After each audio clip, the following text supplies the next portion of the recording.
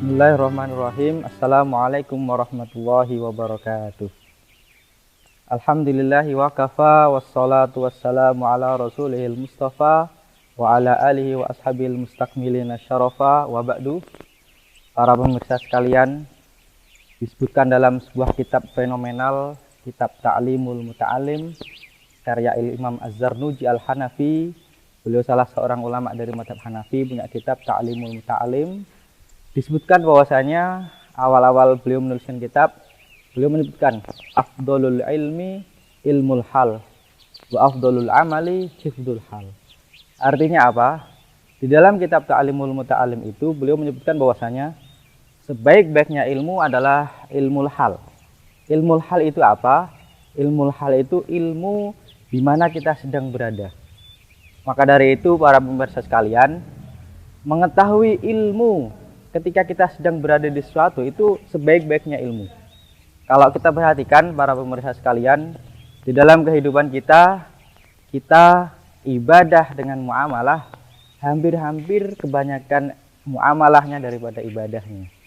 Artinya sebenarnya kalau kita belajar ilmu syar'i, kita itu harusnya banyak belajar fikih muamalah daripada ibadah.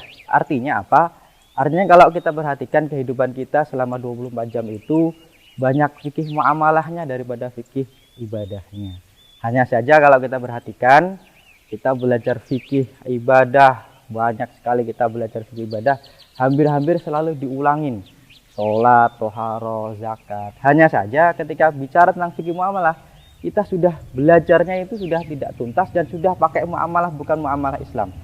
Padahal dalam Islam ketika belajar fikih muamalah, apa yang diinginkan adalah agar rezekinya itu halal. Pemirsa sekalian, kenapa kita harus makan makanan yang halal? Ini yang akan kita bahas pada kali ini. Paling tidak ada beberapa hal kenapa kita harus makan makanan yang halal. Yang pertama adalah ternyata salah makan itu termasuk dosa pertama manusia. Buktinya apa?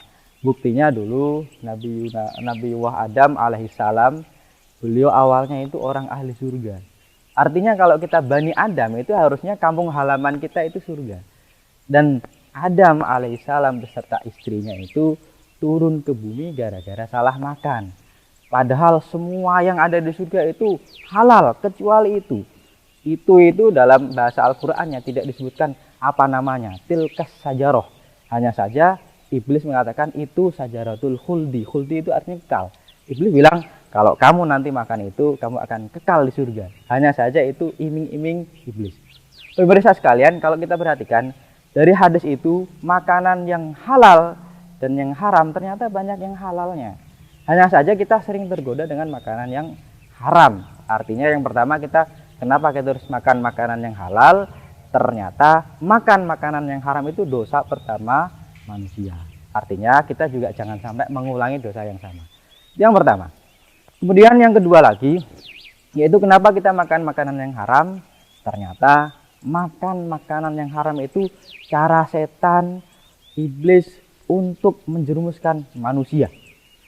Innama yuridu syaitanu ayyuqi'a bainakumul adawata wal baghdha'a fil khamri wal maisir. Jadi al-khamr, arak itu haram. Dan iblis itu menggoda manusia, ayo minum. Padahal dari situ nanti manusia itu nanti ketika makan seperti itu cara iblis untuk mengajak ke tempatnya iblis, yaitu neraka. Itu yang kedua. Yang ketiga, ternyata memang makan makanan yang haram itu nanti di surga, itu kalau kita bisa bayangkan ketika kita mau masuk ke bandara, biasanya ada gate-nya, di situ ada metal detektornya. Ini kalau mau masuk surga nanti malaikat juga punya metal detektor, tapi bukan metal detektor, dosa detektor. Artinya kalau di dalam tubuh kita masih ada makanan yang haram, ini nanti para malaikat bilang, mohon maaf Pak, belum boleh masuk. Kenapa? Masih ada sesuatu yang haram. Kalau kita mau masuk bandara, kalau kita pakai metal gampang, kita lepas begitu saja, selesai. Hanya saja nanti kalau di surga, ngelepasnya itu nggak di surga, nggak di bumi, kemana? Ya ke neraka dulu, dilepas dulu. Dengan apa cara ngelepasnya? Dengan api, yaitu dibakar dulu. Artinya kululahmin nabata min haramin fannaru aula bihi. Setiap di dalam tubuh manusia itu ketika ada daging kok tumbuhnya dari sesuatu yang haram, maka fannaru aula bihi, neraka itu lebih utama. Yang disiksa itu sebenarnya bukan manusianya ya, dagingnya yang tumbuh dari sesuatu yang haram.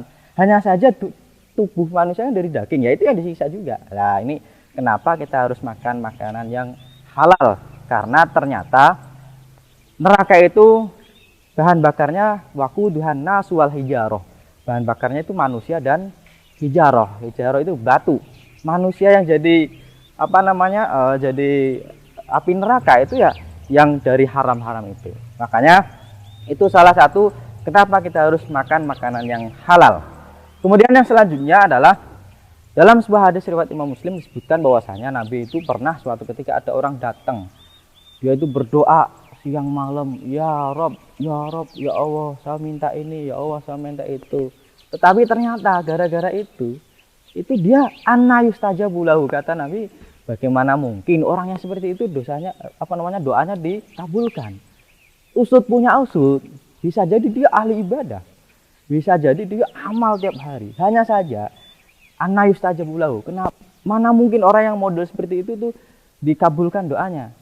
Kenapa? Karena wa ma'kaluhu haramun, sesuatu yang dimakan itu sesuatu yang haramun, wa masyrabuhu, yang diminum itu sesuatu yang haram, wa hudiya bil haram, dan dia diberi makan oleh sesuatu yang haram, maka ana yustajabu lahu.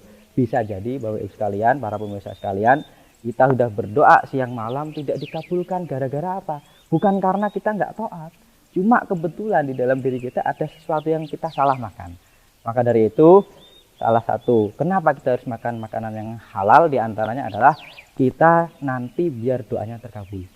Makan makanan yang halal dalam syariat Islam dibagi menjadi dua, baik halal secara zatnya atau ainnya, atau halal cara mencarinya.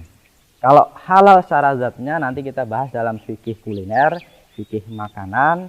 Kalau halal secara zatnya, secara cara mencarinya, nanti kita bahas dalam fikih muamalah. Bapak Ibu sekalian, itulah mengapa kita harus makan makanan yang halal. Untuk mengetahuinya, maka kita harus banyak-banyak lagi belajar fikih muamalah dan fikih kuliner. Itu saja dari saya, kurang lebihnya saya mohon maaf. Wassalamualaikum warahmatullahi wabarakatuh.